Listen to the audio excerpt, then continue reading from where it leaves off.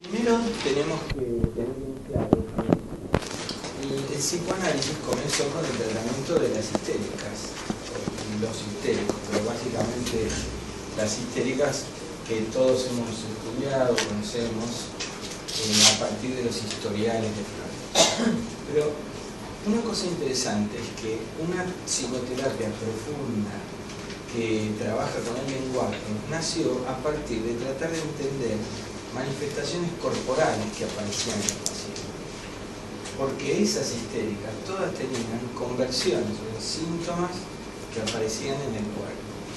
La definición clásica de conversión era la de un mecanismo de defensa que se llamaba así porque se convertía la energía psíquica en somática. Y el gran descubrimiento de Freud fue que quejas corporales eran representaciones o símbolos de conflictos que no se podían resolver y que estaban reprimidos. Y que por lo tanto, cuando alguien tenía un malestar corporal, ya sea la localización o las características de la sensación o el tipo de movimientos, porque a veces eran convulsiones histéricas, que el tipo de movimientos que presentaba la paciente, estos representaban una escena, y esa era una escena sexual o una escena del pasado, infantil, vinculada con la sexualidad. Y es por eso que Freud dice que descubrió que los histéricos padecen de reminiscencias, porque los síntomas eran recuerdos de sucesos acontecidos traumáticos, por ejemplo. Cuando originariamente él hablaba de la histeria, trabajaba con Breuer y proponían que había una histeria que se llamaba histeria de retención,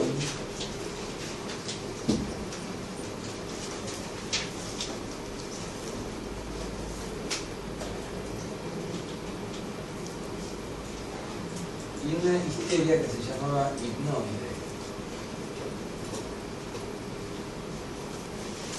La llamaban así porque la histeria de retención era la de una persona que se enfermaba porque se había aguantado o había retenido un deseo o una expresión emocional.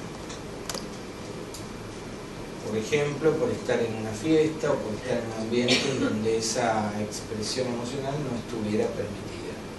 Y la histeria hipnoide era la de aquellas señoritas que tejían o tocaban el piano, lo que fue, que estaban horas y horas encerradas en su casa en un estado hipnoide porque era el que les despertaba, por ejemplo, el bordar o coser o lo que fuere. Entonces las tenía en un estado disociativo.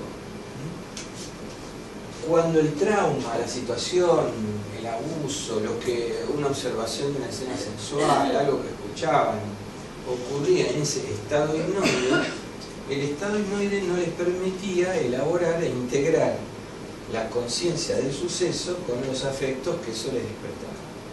Y por eso quedaba fuera de la conciencia. Posteriormente, él abandonó esto y habló de histeria de defensa.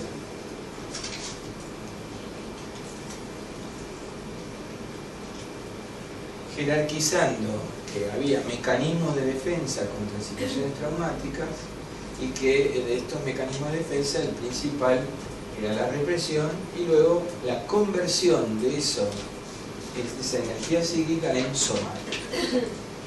El problema del concepto de conversión es que conserva la disociación psicosomática, porque hay algo psíquico que se convierte en somático.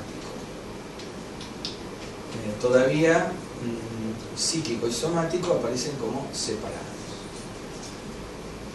La siguiente cuestión que él propuso en un trabajo muy interesante que se llamaba Estudio Comparativo de las Parálisis Motrices Orgánicas e Histéricas era que mientras que las parálisis verdaderas se localizaban en el cuerpo producto como consecuencia de una lesión verdadera del sistema nervioso, porque lo que estaba enfermo era el órgano o el nervio correspondiente, En las histerias lo que estaba enfermo era la idea, no el órgano.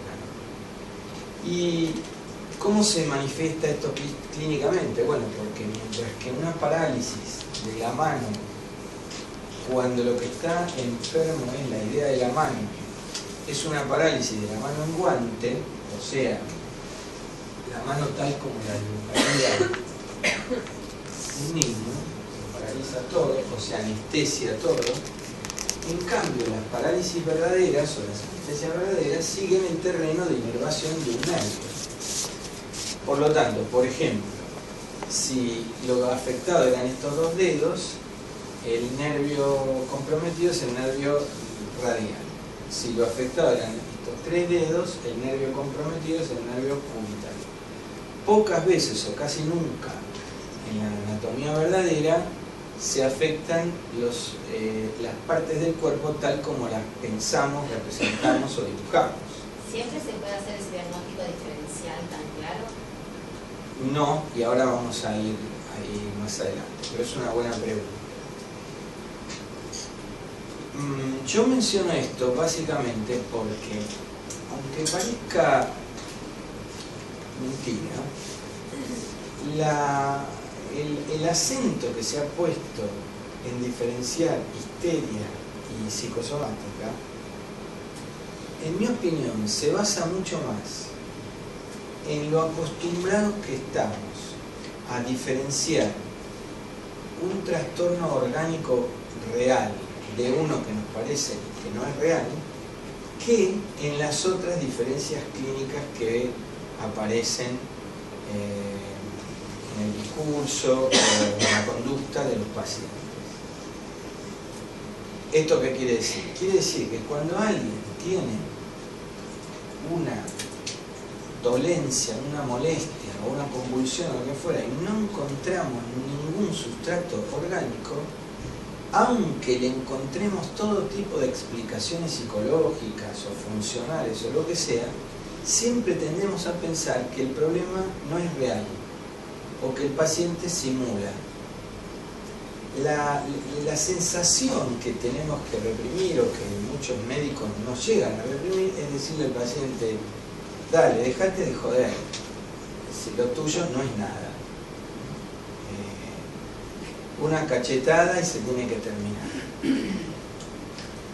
Y para el paciente no es una cuestión de, para usar la misma frase que usé hace un ratito, de dejarse de jorobar, sino que le está pasando algo que a veces le hace imposible dejar de convulsar o de sentir lo que está sintiendo. Pero eso, que es el no hallazgo de la lesión orgánica, para mí es uno de los soportes o sustentos de todos los esfuerzos teóricos por diferenciar una cosa de la otra. Entonces, como explicaba recién, si son estos dos dedos es un nervio, si son estos tres es otro nervio.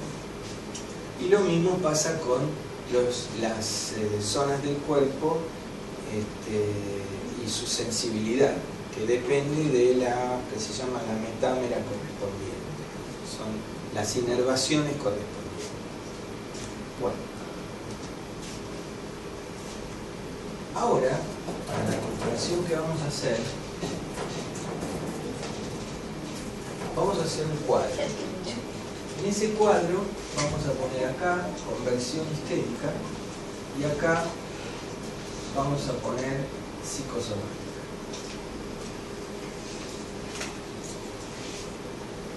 Y esta comparación que vamos a hacer, la vamos a hacer en función de diferentes parámetros.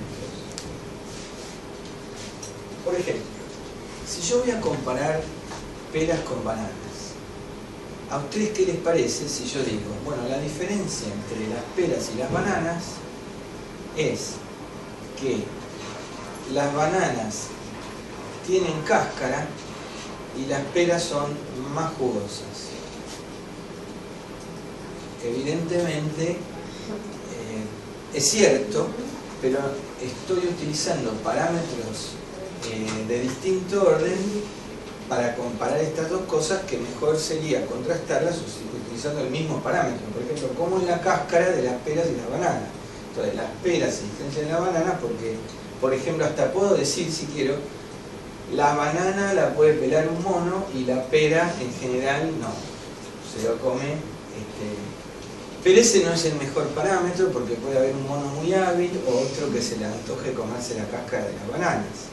Entonces voy a diferenciar, y tampoco el color es una buena diferenciación porque ambas pueden ser amarillas. Voy a tener que hablar de la forma y entonces poner forma. Pera tiene forma de pera, banana tiene forma de banana, y así gusto, el sabor, la posibilidad de obtener jugo, etcétera, etcétera. Entonces vamos a hacer lo mismo porque con la conversión histérica y la psicosomática, porque hay veces que las comparaciones se hacen, como les explicaba recién, con las peras y la banana y no terminan de ser comparaciones bien hechas. Bueno, si vamos por planos, el primer plano que vamos a poner es el fenomenológico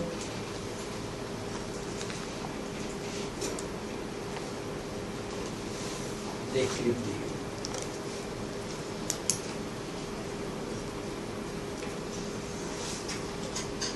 Por las dudas voy a aclarar nuevamente que si abrimos otro casillero y ponemos el plano o casillero del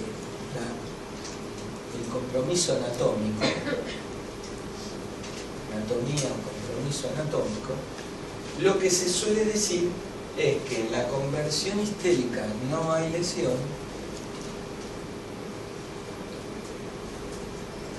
y en la enfermedad somática hay lesión. Demostrable, comprobable.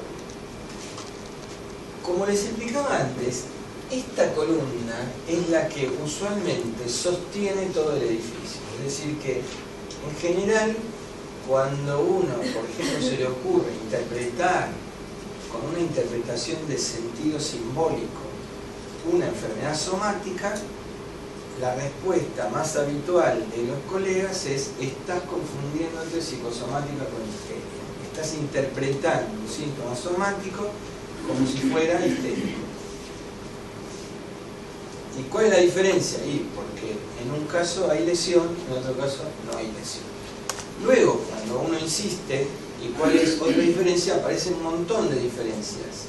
Pero insisto, lo que sostiene la posición que se opone a que lo somático sea interpretado es que lo somático es real, que lo somático está ahí, es orgánicamente demostrable y se le puede encontrar una causa. Entonces, a partir de ahí, estás interpretando algo que es real. Como esto teóricamente es endeble, generalmente se disfraza con eufemismos. Es decir, palabras que parecen muy técnicas, pero que en definitiva aluden a lo mismo. Por ejemplo, si yo digo, acá está comprometido lo real del cuerpo, y acá no, en definitiva uso la palabra lo real del cuerpo porque remite a la teoría de la división a los tres registros, lo real, lo simbólico y lo imaginario. Lo real del cuerpo tiene un estatuto dentro de un cuerpo teórico importante y entonces nos parece que nos referimos a algo muy especial. Pero cuando apretamos y exprimimos qué es lo real del cuerpo, termina siendo que en definitiva se llama lo real del cuerpo al cuerpo biológico. Y el cuerpo biológico es ese que el médico puede medir, pesar, etc. ¿Verdad?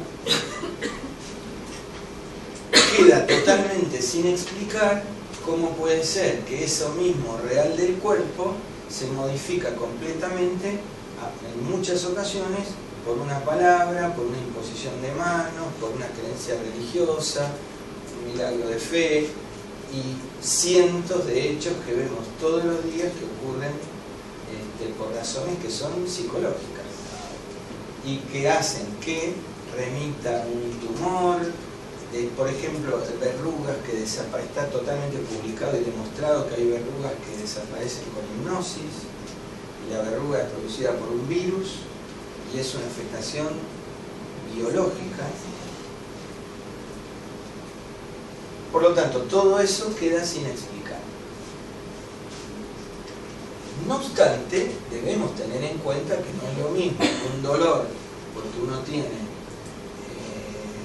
una apendicitis que un dolor de tipo histérico en el abdomen que remite a un hecho de haber sido, por ejemplo, haberse hecho un aborto alguna vez y luego haber reprimido los sentimientos vinculados al aborto o el amor hacia el violador o lo que fuere, ¿no? Que eso puede aparecer simplemente no con una serie de recuerdos conflictivos, sino con una algia, que significa dolor, pelviana, que es un gran capítulo de la ginecología, las algias pelvianas. Bueno, pues vamos acá. En el sentido fenomenológico descriptivo, el histérico o la histérica va a caer a la guardia generalmente acompañado. Y esa compañía va a ser la compañía de, por ejemplo, el novio que la trae desmayada en brazos, o convulsando, pero también conteniéndola con sus brazos. Y la entrega al médico en una ceremonia llena de gritos y líos y espamento, pero que hace recordar a un casamiento donde viene el padre con la novia y la entrega al novio.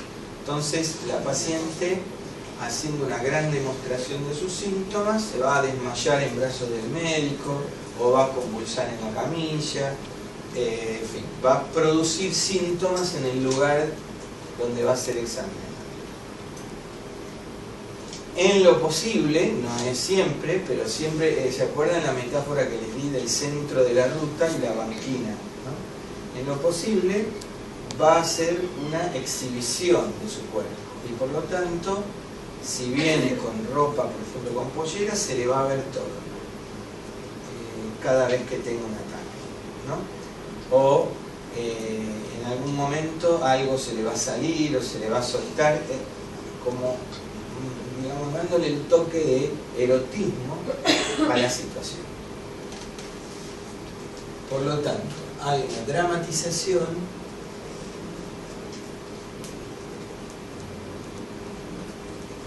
hay impacto estético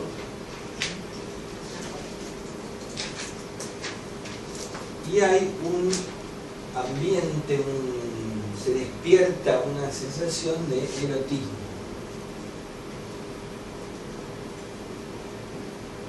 Generalmente viene acompañada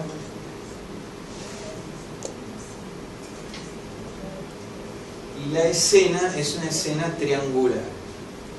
O sea, hay un triángulo que sería médico, novio, paciente, padre, hija, médico.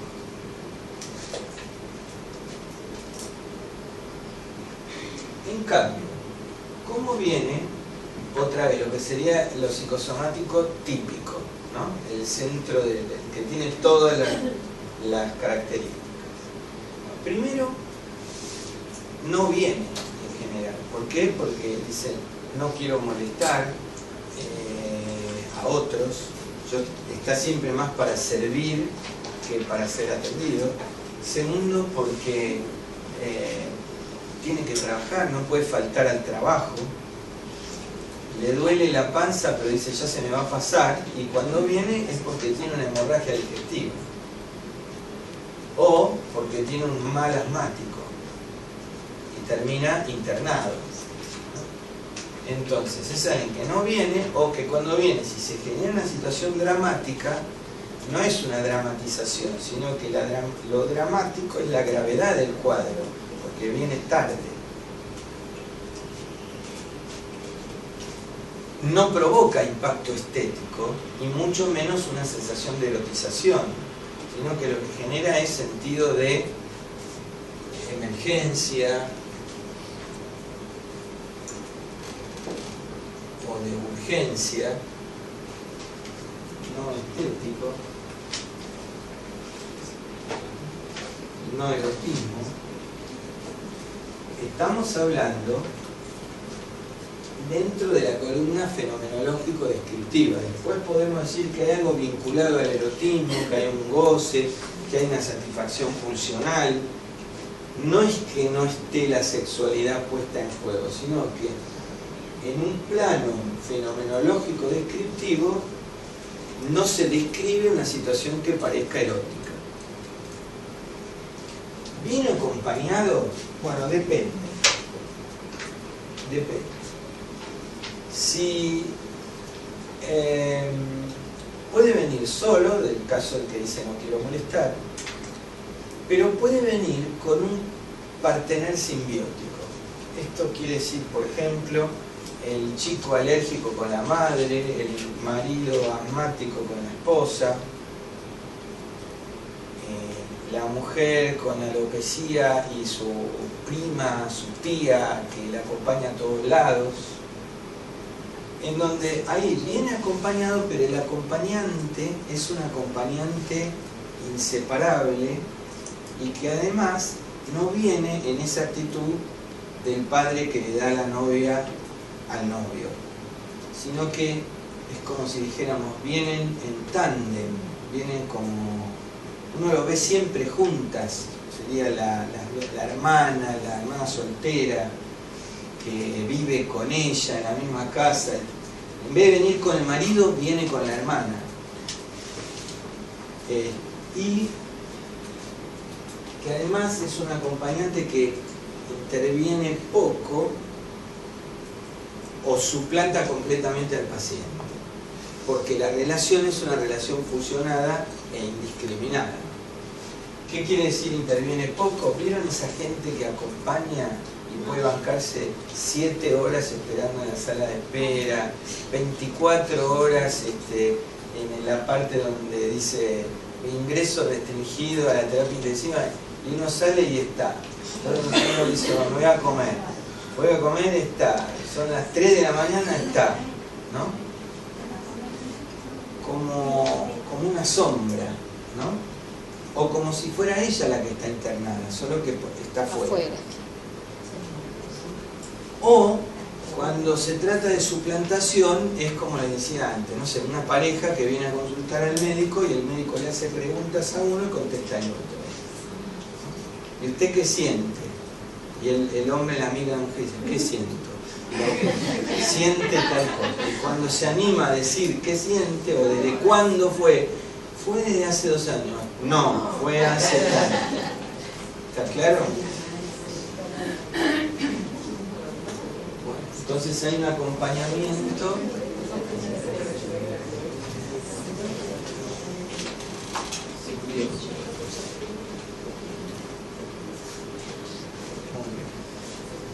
Acá, si tuviéramos que poner la expresión afectiva,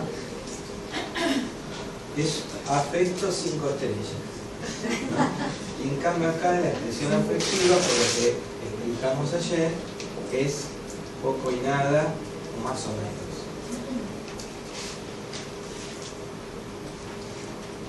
Y además despierta poca empatía este paciente. No tenemos que confundir esto, el afecto aplanado, con una característica también descriptiva de la histeria, que es lo que Freud llamó la belle indifférence, o sea, una actitud como indiferente, como acá estoy a ver qué hacen conmigo, pero yo no reacciono. Porque, y ahí la diferencia la notamos básicamente en la contratransferencia. O sea, por eso se llama belle indifférence. Si no sería indiference. No tendría por qué llamarse bella indiferencia. Se llama bella indiferencia porque es una indiferencia provocativa, desafiante y atractiva. Generalmente es un paciente que por esa indiferencia despierta en el médico, yo la voy a curar, como un desafío que voy a vencer.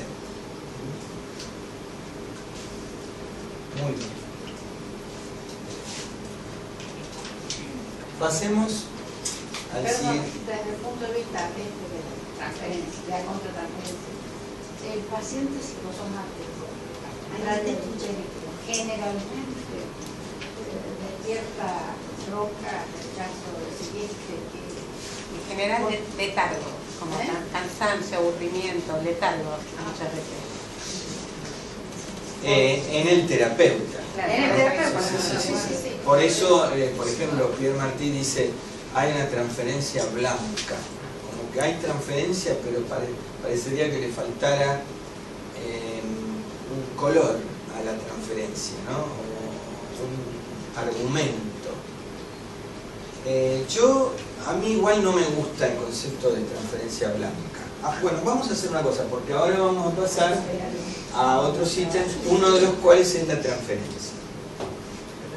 Vamos a pasar al tema de las relaciones objetales. Ustedes saben que cuando uno dice relación de objeto, no se refiere a objeto como cuando uno dice este borrador es un objeto. Pero ¿qué es un objeto en psicoanálisis? Un objeto en psicoanálisis puede ser una cosa, un animal o una persona investido libidinalmente por el paciente. Entonces yo tengo una relación de objeto con alguien cuando lo reconozco como separado de mi yo, cuando mi relación obviamente no es narcisista, sino que yo considero al otro como un otro y soy capaz de amarlo, investirlo libidinalmente y reconocerlo en sus diferencias y en su singularidad. También incluso odiarlo, no solo amarlo. Investir a alguien no significa solamente amarlo, ¿no? Bueno, entonces, en la histeria es una patología dentro de las relaciones objetales, por eso se considera una patología neurótica, ¿no? Y las relaciones objetales van a aparecer generalmente edípicas, o sea, como dibujé aquí, un triángulo, en donde se va a reproducir la relación con los padres, conflictos infantiles y de índole sexual. En cambio, las relaciones objetales en el paciente que está en el centro, que tiene todas las características que venimos hablando, son de índole narcisista y por lo tanto no son objetales.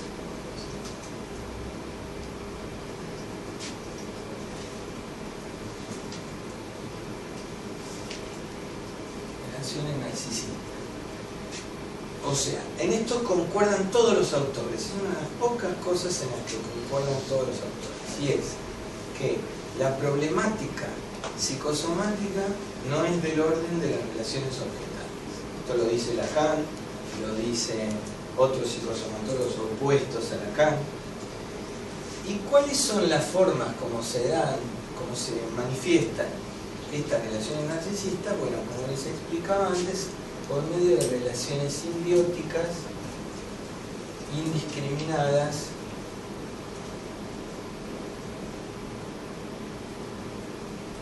fusionales, aglutinadas. Si en vez de con el psicoanálisis clásico estudiáramos o analizáramos esto desde la perspectiva de la teoría del apego, diríamos que mientras que aquí puede haber variaciones, ¿no? No vamos a decir que una histérica tiene apego seguro, porque lo más probable es que no lo tenga. Pero acá seguro que no va a haber, valga la redundancia, apego seguro. Va a haber apego inseguro, apego desorganizado, que son patrones de relación con un otro al que se considera más fuerte o protector, patrones que son desorganizados.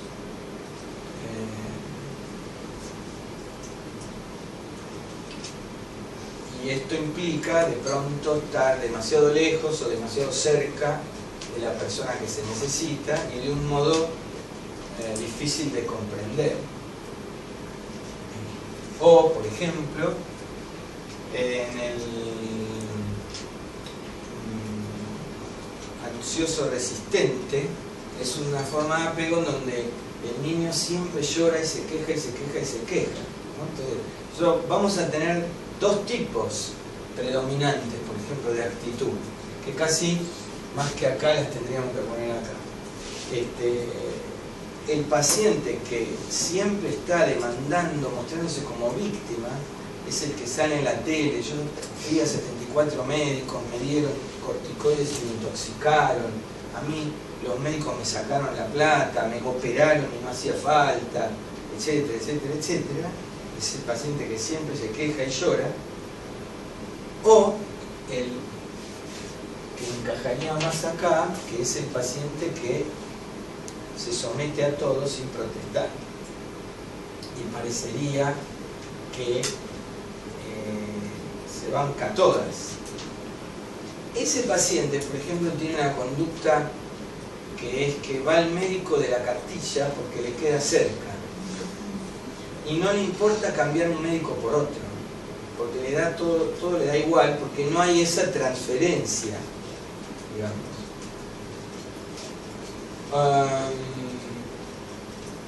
Al médico de la cartilla podemos ir todos, pero me refiero a que lo elige porque por cualquier cosa, le quedó más cerca a una cuadra, cambió de médico, porque el médico no es relevante, lo importante es que me queda cerca.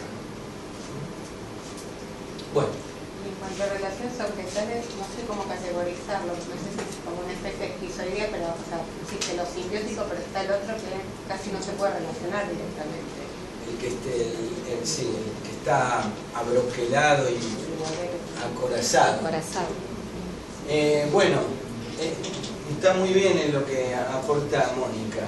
Acá habría, digamos, un par de subtipos, que para decirlo en palabras simples tenemos que decir fusión y coraza. Y uno tercero que pivotea entre la fusión y la coraza. Esto se produce por lo siguiente: si yo tengo un yo mal delimitado y de pronto empiezo a querer a alguien, me va a costar mucho soportar que ese alguien tenga su propia vida, porque yo voy a querer que esté siempre al lado mío, porque mi relación con él no está separada de mi yo, ¿verdad?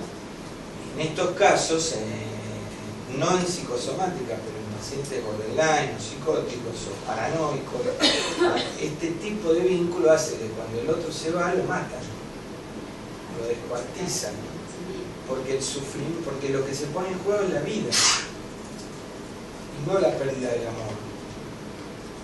El otro es una parte de uno. Ahora bien, el miedo a la fusión hace que algunos pacientes reactivamente se hagan como una fortificación caracterial. Y entonces se abroquelan, se defienden y son impenetrables.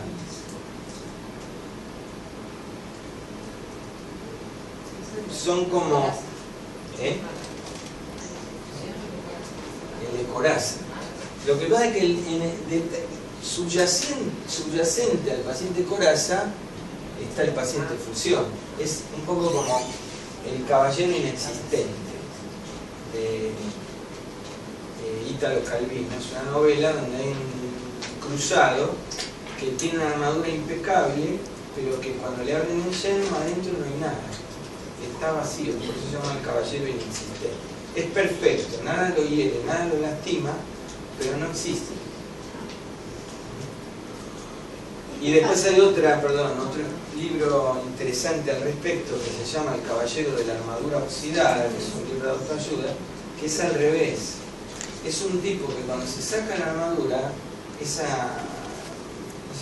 libro termina en que entra en una especie de mancomunión con el cosmos. Termina mal, aunque es una autoayuda que supone que termina bien. Termina mal, porque cuando se saca la armadura, primero se vuelve humano, estamos todos contentos, aplaudimos, qué bien, sacó la armadura, pudo llorar, pero resulta que después se va de mambo para el otro lado. y entra en un estado de unión con el cónyuge. ¿Por qué? Porque no tiene yo bien delimitado.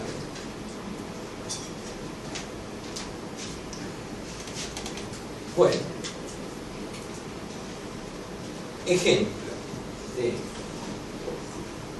una paciente que yo tuve que ir a atender a domicilio porque tenía una enfermedad grave y estaba en silla de ruedas y no podía venir a mi consultorio.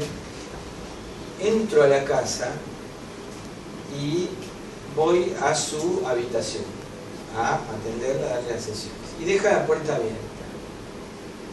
Entonces le digo, bueno, voy a cerrar la puerta, y cuando voy a cerrar la puerta, la madera estaba hinchada y no cerraba la puerta. Entonces, por más fuerza que yo hiciera, no cerraba, y cuando la soltaba se abría.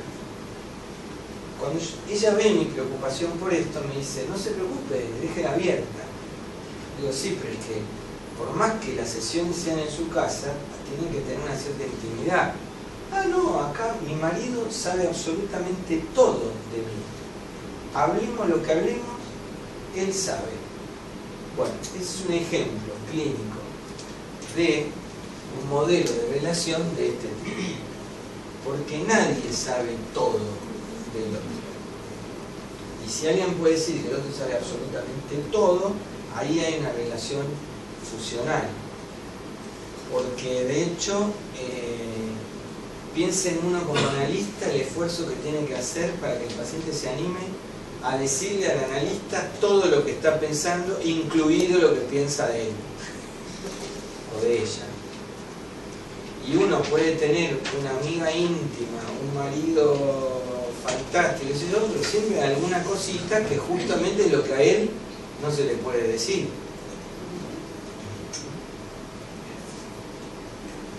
Bueno. Y esto no se confunde con que una esposa le pase al marido, me encanta George Clooney, porque además de que igual ya lo sabe, después capaz que se hace la manija con él dice, soy George Clooney. Pero por ahí lo que no le puede decir es otra cosa, alguna cuestión física vergonzante, o algún sentimiento que podría hacer que él se ofenda o que no le guste tanto, ¿no? Siempre hay algo. Bueno, muy bien, pasemos al tema de la transferencia.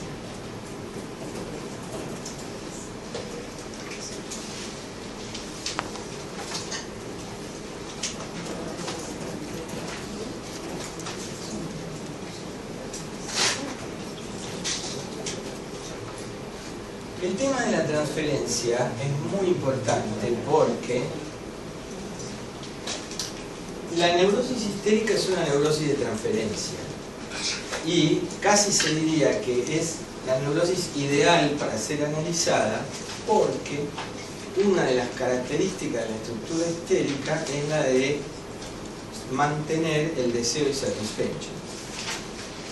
Y la técnica psicoanalítica es especialmente adecuada para eso, para mantener el deseo insatisfecho. Por eso muchas veces no contestamos las preguntas, mantenemos la regla de abstinencia, el amor de transferencia es interpretado como resistencia, es decir que el deseo sexual nunca se va a satisfacer en la sesión, si está el análisis bien llevado. Pero, por otro lado, siempre se va a alimentar. O sea, no se va a satisfacer, pero se va a alimentar en cada sesión. ¿Y por qué se va a alimentar? No porque el analista esté seduciendo a la paciente, sino porque es el que escucha sus sueños, el que aparentemente tiene el secreto de lo que a ella le pasa. Es una situación muy inspiradora del deseo y además muy proclive a favorecer que se proyecten o se reaviven en la relación los deseos sexuales de la infancia. Un buen análisis hace que el analista favorezca que esto se reproduzca, se reavive y se analice durante la sesión. Entonces, la transferencia es muy importante, el deseo satisfecho, ¿no?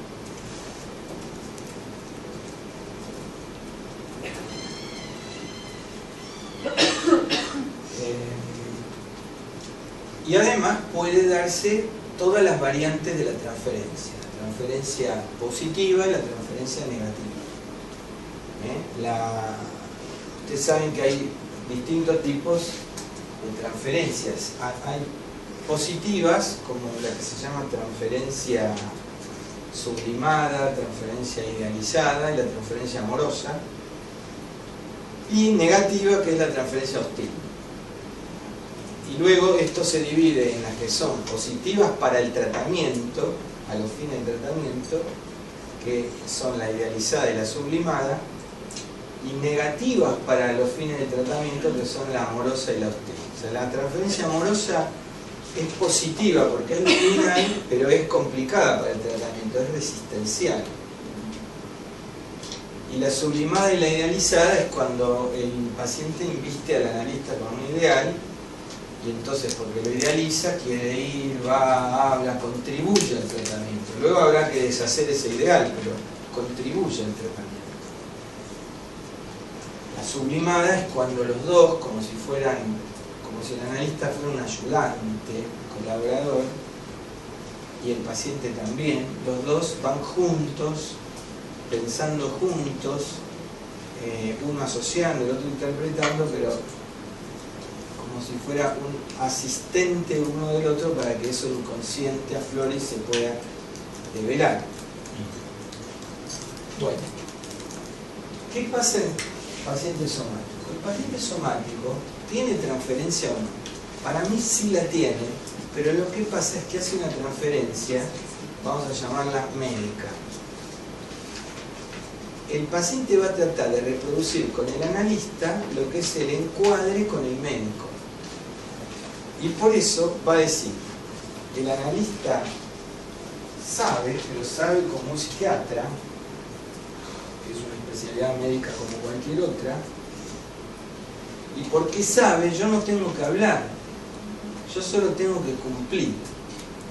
Y por ejemplo, cumplir es ir y pagar. Yo cumplo y el analista me va a decir de qué tengo que hablar y luego me va a decir lo que tengo que hacer. Esa es, de movida, la posición del paciente derivado por el médico. Viene a un psicólogo como si fuera otro médico. Y va a decir, vengo porque me manda el doctor, dígame de qué quiere que yo hable, hágame preguntas, no sé de qué hablar, y va a decirle, bueno, si usted dice que tengo que venir 3 veces por semana, bueno, vengo, 1 por semana, vengo. ¿Lo cubre la obra social? Bueno, por eso la escuela de París se llamó transferencia blanca, porque parecería como que el amor y todas las características que describíamos en el cuadro de arriba no aparecen o se volcarían eventualmente hacia el clínico o el médico especialista que el paciente está viendo y no con el psicoanalista. Ahora bien, yo digo que eso es transferencia, pero es una transferencia que podríamos llamar imaginaria. La transferencia médica es una transferencia imaginaria. ¿Qué sería una transferencia simbólica? Bueno, este es uno de los importantes, en mi opinión, aportes de Lacan. Es la que se llamó sujeto supuesto al saber.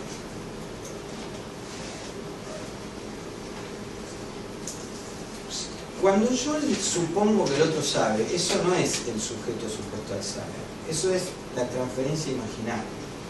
El médico es una eminencia, yo voy al doctor Favaloro, es una eminencia en la cardiología universal.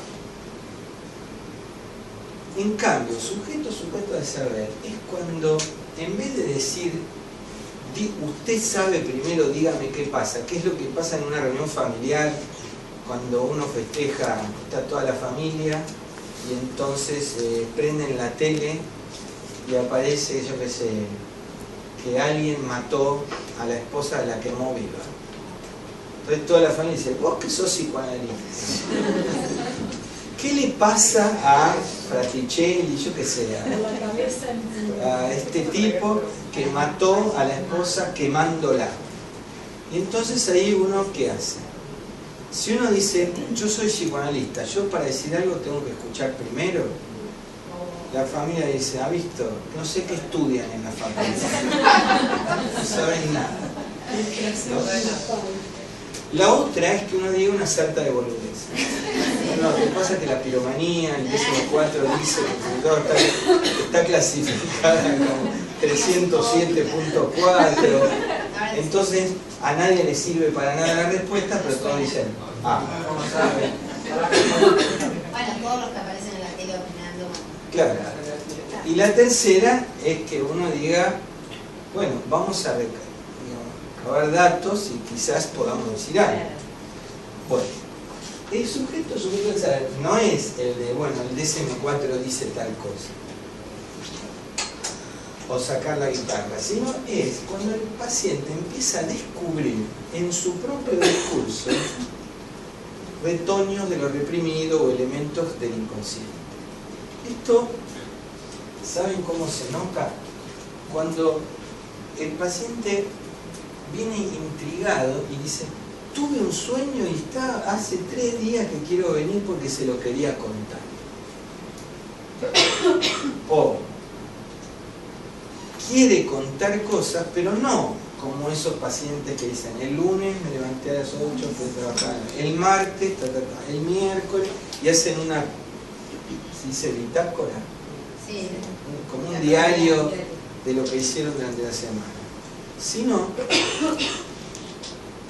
casi parece que el paciente quiere contar cosas y no está demasiado interesado en que el analista lo interrumpa, porque empieza a sentir que el secreto está en su propio discurso y que hay un saber escondido en ese discurso, en sus sueños, en cosas raras y discordantes que le pasan, y que ese saber sí está constituido en la mente del analista, pero que no es sin que él lo diga. ¿Entienden bien?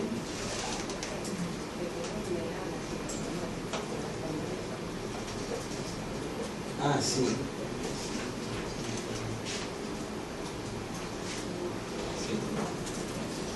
O sea, acá está el sujeto supuesto al saber, ¿sí?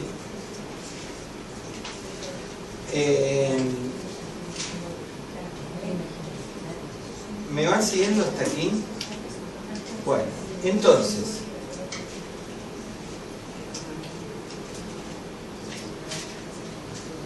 en este caso, hasta puede pasar que el paciente hable, ¿no? Y el analista le diga algo y el paciente diga, no, no es eso. Y asocie con otra cosa y no afecte absolutamente nada la transferencia. No es que porque lo niega, entonces ahora el analista vale menos, porque se equivocó o porque no sabe. Al revés, parecería que el equívoco es algo que alimenta el fuego de la relación. Esto debe diferenciarse del paciente que viene a hacer una catarsis, pura catarsis, ¿no?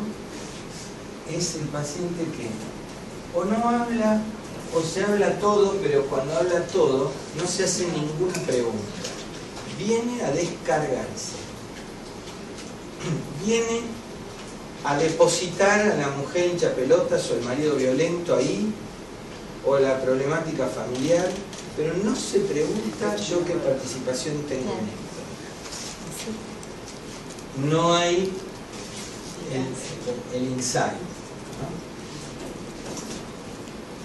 Y por eso se dice que acá hay implicancia subjetiva y acá no habría implicancia subjetiva. Entonces, catarsis o silencio, cumplimiento o transferencia imaginaria, que es usted es el médico, usted puede ser psicóloga o psicólogo y el paciente va a decir, usted sabe, doctora. Y doctus es el que sabe. En latín significa el que sabe.